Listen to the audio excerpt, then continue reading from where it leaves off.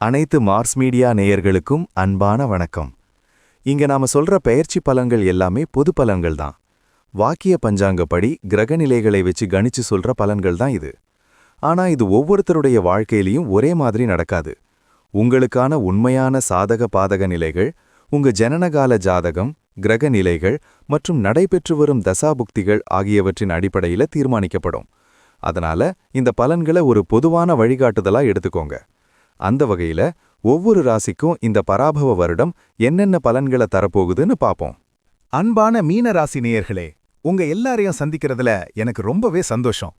பிறக்க போற பராபவ வருஷம் உங்களுக்கு எப்படிப்பட்ட மாற்றங்களை அள்ளி தரப்போகுதுன்னு நாம இப்போ ரொம்ப விரிவாவும் சுவாரஸ்யமாவும் பார்க்க போறோம்.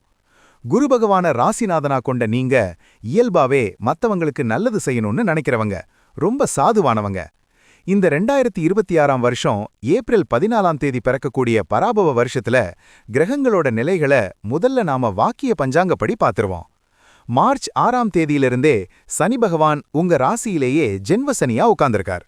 குரு பகவானை எடுத்துக்கிட்டா வருஷத்தோட ஆரம்பத்துல உங்க ராசிக்கு 4ஆம் இடமான மிதுன ராசியில இருந்துட்டு மே 26ஆம் தேதிக்கு மேல 5ஆம் இடமான கடக ராசிக்கு பயிற்சியாகிறார். ராகு கேதுக்களை பொறுத்த வரைக்கும் வருஷத்தோட ஆரம்பத்துல ராகு 12ஆம் இடமான கும்பராசியிலும் கேது 6ஆம் இடமான சிம்ம ராசியிலும் இருக்காங்க.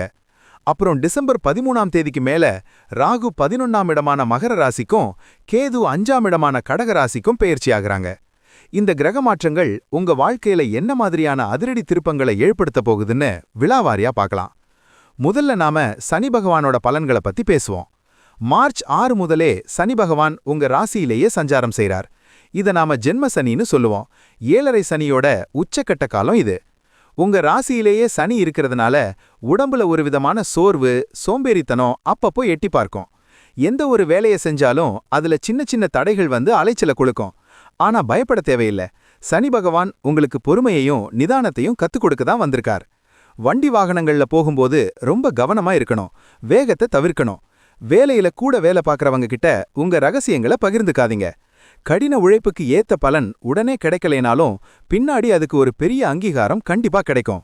இந்த நேரத்துல நீங்க எடுக்கிற ஒவ்வொரு முடிவும் ரொம்ப யோசிச்சு எடுக்கணும். நிதானமே பிரதானம்னு இருந்தீங்கன்னா இந்த ஜென்ம சனிய நீங்க சுலபமா ஜெயிச்சிடலாம். அடுத்து நாம குரு பகவானோட அருளை பத்தி பாப்போம்.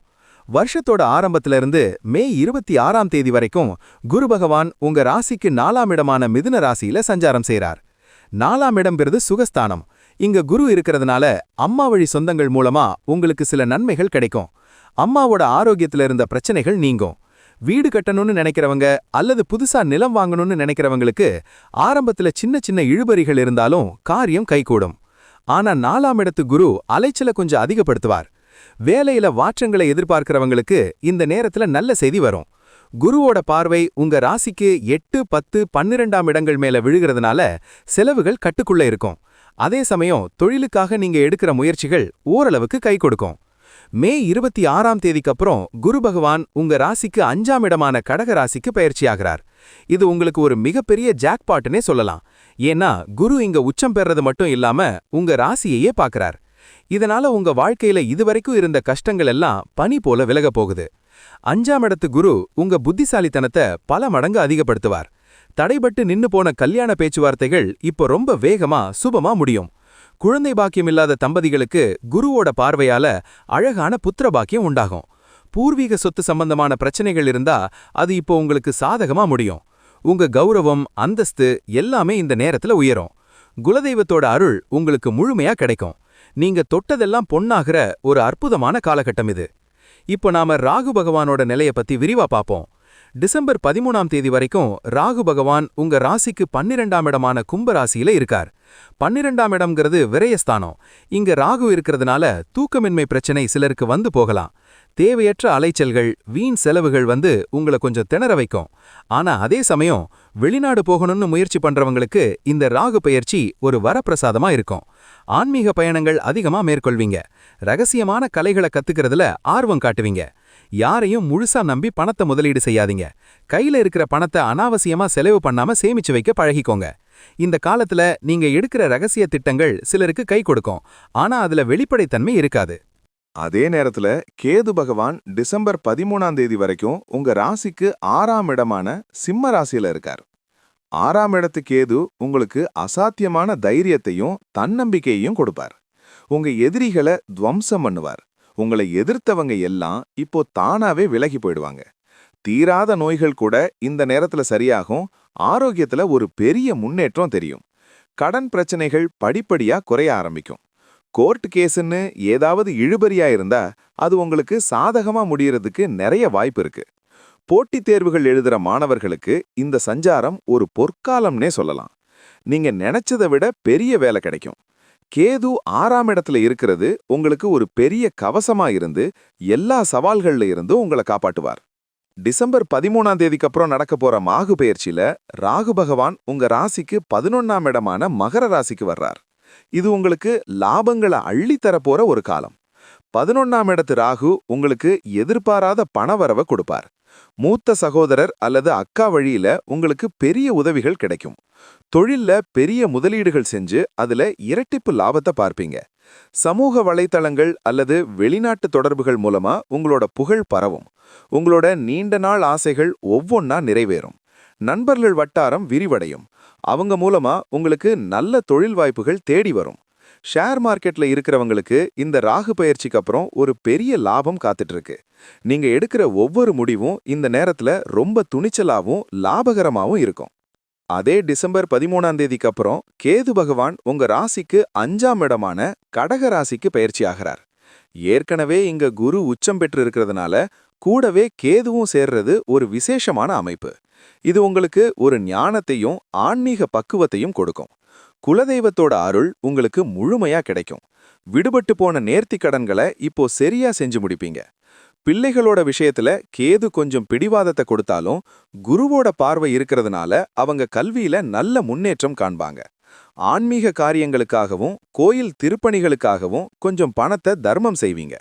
உங்க புத்தி ரொம்ப கூர்மையா வேலை செய்யும். மத்தவங்களுக்கு ஆலோசனை சொல்ற அளவுக்கு நீங்க ஒரு பெரிய இடத்துக்கு வருவீங்க. உங்க வாழ்க்கையில ஒரு பெரிய ஆத்மார்த்தமான திருப்புமுனைய இந்த கேது பகவான் ஏற்படுத்துவார். தொழில் மற்றும் பொருளாதாரத்தை பொறுத்த வரைக்கும் இந்த வருஷம் மீன ராசிக்காரர்களுக்கு ஒரு அருமையான வருஷம்னே சொல்லலாம். ஆரம்பத்துல ஜென்மசனியின் தாக்கத்தால கொஞ்சம் சுணக்கம் இருந்தாலும் மே மாசத்துக்கு அப்புறம் குருவோட உச்ச பலத்தால பணப்புழக்கம் தாராளமா இருக்கும். பழைய கடன்களை அடைப்பீங்க. தொழில்ல புதுசா முதலீடு பண்ணணும்னு நினைக்கிறவங்க ஜூன் மாசத்துக்கு அப்புறம் தாராளமா பண்ணலாம். ரியல் எஸ்டேட், கல்வித்துறை மற்றும் உணவு சம்பந்தப்பட்ட தொழில் பண்றவங்களுக்கு இந்த வருஷம் லாபம் கொட்டும். உத்தியோகத்துல இருக்கிறவங்களுக்கு பதவி உயர்வும் சம்பள உயர்வும் தேடி வரும். குடும்பத்துல மகிழ்ச்சிக்கு குறைவு இருக்காது. வாழ்க்கை துணையோட முழு ஒத்துழைப்பும் உங்களுக்கு எப்பவும் இருக்கும். பிள்ளைகளோட வளர்ச்சியை கண்டு பெருமைப்படுவீங்க. மொத்தத்துல இந்த பராபவ வருஷம் மீனராசிக்காரர்களுக்கு எப்படிப்பட்ட வருஷம்னு பாத்தீங்கன்னா, ஜென்ம சனியின் போராட்டங்களுக்கு அப்புறம் குருவோட அருளால ராஜ வாழ்க்கை கிடைக்க போற வருஷமா தான் இருக்க போகுது. சவால்களை தாண்டி ஜெயிக்கக்கூடிய மன வலிமை உங்களுக்கு இயல்பாவே வந்துடும். ஆரோக்கியத்துல மட்டும் கொஞ்சம் அக்கறை காட்டுங்க. குறிப்பா கால் மற்றும் வயிறு சம்பந்தப்பட்ட உபாதைகள் வராம பாத்துக்கோங்க. மத்தவங்க விஷயத்துல தலையிடாம உங்க முன்னேற்றத்துல மட்டும் கவனம் செலுத்துங்க. இந்த வருஷம் நீங்க எடுக்கிற முயற்சிகள் எல்லாம் குருவோட பலத்தால நிச்சயமா வெற்றியை தேடி தரும். உங்க தன்னம்பிக்கை தான் உங்க வெற்றிக்கு மிக முக்கியமான காரணமா இருக்க போகுது. இந்த பராபவ வருஷம் உங்க வாழ்க்கையில ஒரு பெரிய வசந்தத்தை கொண்டு வரும்னு நான் உறுதியா சொல்றேன். இந்த வருஷம் உங்களுக்கு வர்ற தடைகளை நீக்கி நற்பவன்களை அதிகப்படுத்த சில எளிய பரிகாரங்களை சொல்றேன். உங்க ராசிநாதனான குரு பகவான திருப்திப்படுத்துறதுக்காக வியாழக்கிழமை தோறும் தட்சிணாவூர்த்திக்கு மஞ்சள் வஸ்திரம் சாத்தி கொண்டக்கடலை மாலை போட்டு வழிபடுங்க. ஜென்ம சனியோட தாக்கம் குறைய சனிக்கிழமை அன்னைக்கு ஆஞ்சநேயர் கோவிலுக்கு போய் வெண்ணெய் சாத்தி வழிபடுங்க. ராகு பகவானுக்காக செவ்வாய் அல்லது வெள்ளிக்கிழமையில துர்க்கை அம்மனுக்கு எலுமிச்சை விளக்கு ஏத்தி கும்பிடுங்க. கேதுவுக்காக விநாயக பெருமான தினமும் வணங்குங்க. அவருக்கு அருகம்புல் சாத்தி வழிபாடு செய்யுங்க. முடிஞ்ச வரைக்கும் வாரம் ஒரு முறை ஏழை எளியவங்களுக்கு தயிர் சாதம் அல்லது அன்னதானம் செய்யுங்க. குலதெய்வ கோவிலுக்கு வருஷத்துக்கு ஒரு முறையாவது குடும்பத்தோட போயிட்டு வர்றது உங்களுக்கு ஒரு பெரிய கவசமா இருக்கும். இந்த பரிகாரங்களை நம்பிக்கையோட செஞ்சுட்டு வந்தீங்கன்னா இந்த பராபவ வருஷம் உங்க வாழ்க்கையில எல்லா சுபிட்சங்களையும் சந்தோஷத்தையும் கொண்டு வந்து சேர்க்கும். வாழ்த்துக்கள். இதே போன்று மீண்டும் ஒரு பதிவில் சந்திப்போம். நன்றி, வணக்கம். இந்த சேனல் உங்களுக்கு பிடிச்சிருந்தா மறக்காம சப்ஸ்கிரைப் பண்ணுங்க, ஷேர் பண்ணுங்க, லைக் பண்ணுங்க, கமெண்ட் பண்ணுங்க.